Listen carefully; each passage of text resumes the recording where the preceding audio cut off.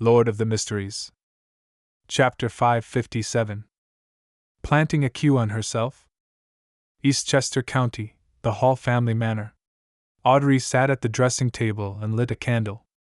Afterwards, she looked at herself in the mirror across from the slightly swaying light of the fire. Her green eyes gradually became deep, making it impossible for anyone who laid eyes on them to shift their eyes away, as if even their souls wished to drown in them. "Audrey, you have to remain lucid tonight in the dream," she said to herself softly. This was a simple psychological cue. The ancient folk songs she had heard at dusk had inspired her to explore her dreams and see if she could enter the sea of subconscious sea and the spiritual skies of all living things. This was an experiment that other psychiatrists had never attempted.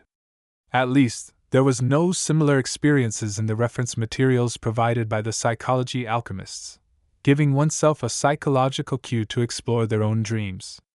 Perhaps I might be able to find traces of a mind dragon, or even the City of Miracles live seed.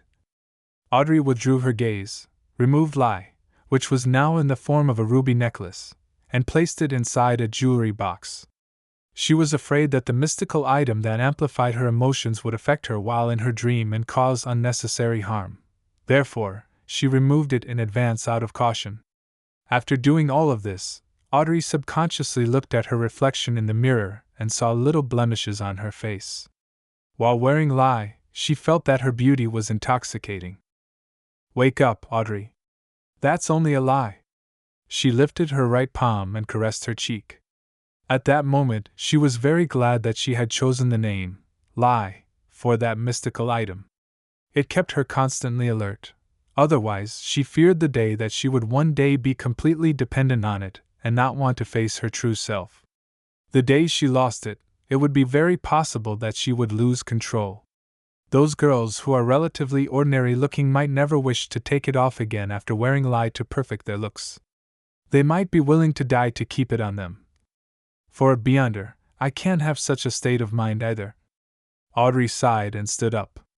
She walked briskly and expectantly through the warm room in her slippery silk robe, back to the soft, comfortable, and springy bed, and pulled a rope from the headboard. Her personal maidservant, Annie, entered and gently extinguished the lights. Before long, Audrey fell asleep. In the hazy world, she suddenly jolted to her senses and realized that she was dreaming. She looked around with interest and silently said to herself, "Is this what's known as lucid dreams in psychology? In mysticism, there is a similar concept. It's really effective. I relied on a simple psychological cue that I planted in myself to get a lucid dream." "Audrey, you really are a genius." No. This is mainly an application of a beyonder power. I mustn't be arrogant." At this moment, Audrey had already figured out what the current dream was. She was walking along a dark, narrow road surrounded by a dark forest, and ahead of her was the castle with its spires. The prolonged howls of the wolves, the slow and frightening gasps, and the shrill and intermittent screams came from every direction, creating a dangerous and depressing atmosphere. "I haven't gotten over the fear of Duke Negan's assassination. I'm still afraid that one day, many beyonders would suddenly attack my father, my mother, and my brothers."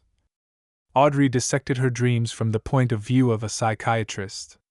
In this strangely real dream, she walked slowly toward the castle that was almost identical to the Hall family's ancestral house. As she walked, a figure suddenly jumped out of the dark forest. It was a gigantic dragon with golden scales all over its body.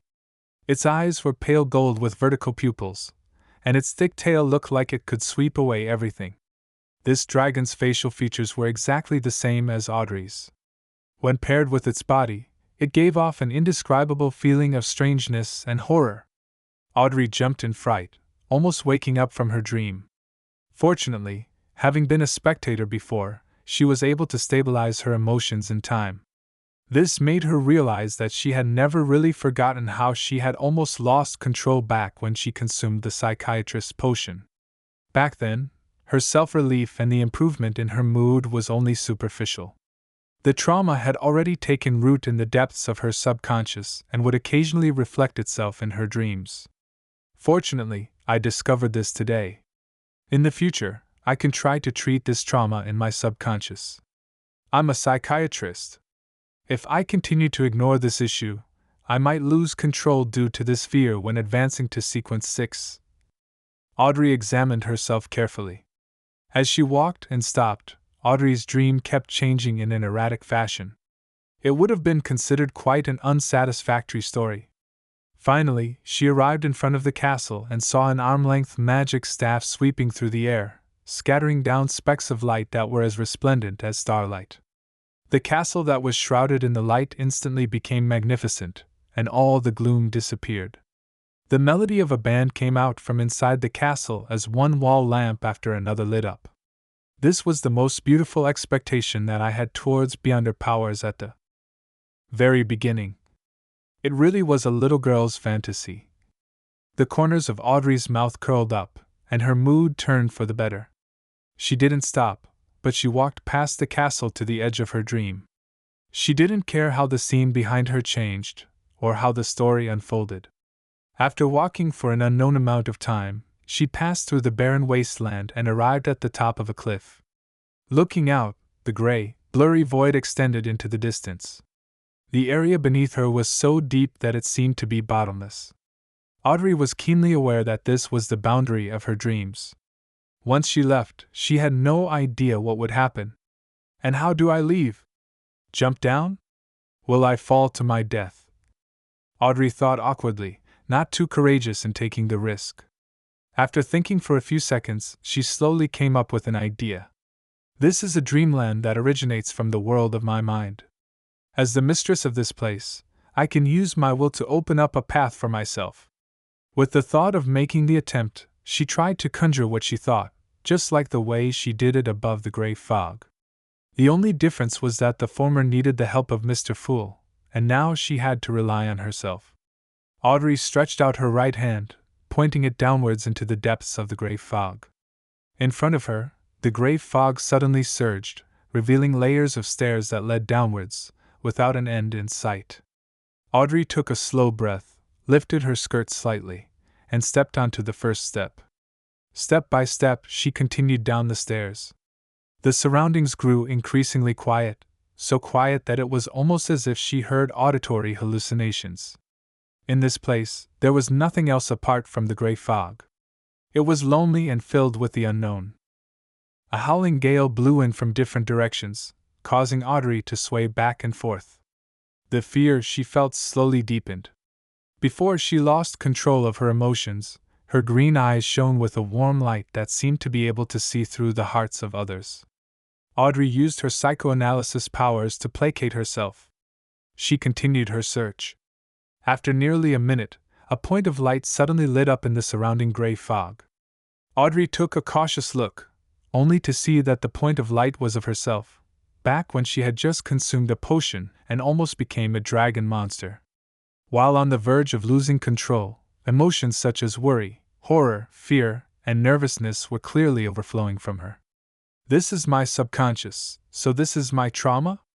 Audrey vaguely understood where she was after she left her dreamland. She was in no hurry to resolve this trauma as she continued to walk down, step by step, filled with anticipation. According to the theories of the psychology alchemists, the subconscious was at the bottom of her destination, the sea of collective subconscious for all living creatures. During her exploration, Audrey once again saw herself listening to her parents' storytelling when she was young. She saw herself, someone who valued her image but wasn't actually very elegant deep down. She saw herself participating in the tarot club, only that all the specks of light regarding the latter were tightly wrapped in a gray fog. These are things in my subconscious. They influence my character and behavior? Audrey instinctively analyzed what she saw with her knowledge of psychology. Amidst the coruscating points of light, there were several times where she was pushed to the verge of an emotional breakdown due to the lonely, aimless exploration, but she had used her beyond her powers to placate herself in time. Just as she was about to lose all sense of the passage of time, she saw the last step.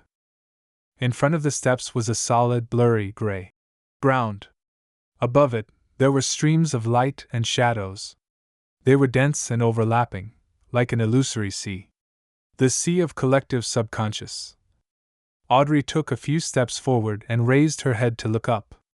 To her surprise, the gray fog no longer blocked her vision as the clear high skies appeared. There were countless indescribable silhouettes, 7 of which were of different colors. They were lustrous brilliances that seemed to possess immense knowledge. Audrey pursed her lips and happily said to herself, "The sky of spirituality." Then, she cautiously moved forward, forging the adventure that she could call her own. Those figures of light that formed the sea would flash past her from time to time. Some contained ancient memories of being burned by flames, while others bore the excruciating pain of seeing something indescribable. Apart from the imprints of the ancients from ancient times, Audrey also saw the gazes of admiration cast on her one after another, as well as the activities of the people who worshipped dragons. As she walked, she noticed a grayish-white mountain on the far left. It extended upwards until it emerged from the sea of light and shadows. The top of the mountain was shrouded in a dense fog, making the entire place seem hazy. Is that someone else's consciousness? The sea is the subconscious, and beyond the surface of the sea is the ordinary consciousness. Yes, he's dreaming. Audrey suddenly thought of a possible application of a psychiatrist.